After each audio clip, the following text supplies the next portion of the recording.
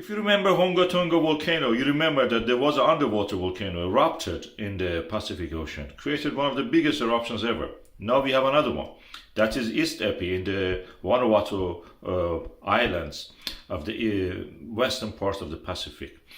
This is started like this with a patch of the different color of material. Then early hour in the morning we saw this, people were pointing at it. This is near the Epi island, and the actual volcano is 34 meters under the water. The summit of it is so practically is a stratovolcano underwater. And then this developed into a big ash cloud, evaporating water, creating shards everywhere. Very similar to what we saw in the Kawachi Island, where we saw the bubbling of the water, dirty water coming out, almost the color of the coffee. That's the reason it's called Kawachi. In Persian means coffee maker. And then we saw the volcano creating landmass and gradually adding to it.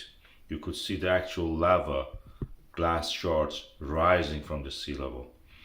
This is where the Indo-Pacific plate undergoing subduction under New Hebrides part of the Pacific Ocean plate, oceanic plate we should say, and creating a subduction, and the subduction creates these stratovolcanoes 200 to 250 depending on the angle of the subduction, 400 even sometimes, away from the trench that forms at the subduction point.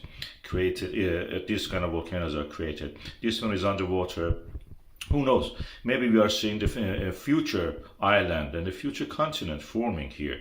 That's where the islands started. That's where the continents started in the early history of our planet. East Epi is one of those little volcanoes at the moment that may become a big volcano in the future. And who knows, in the future we may have something like a Hungatonga, even bigger. These volcanoes are very dangerous because they're underwater.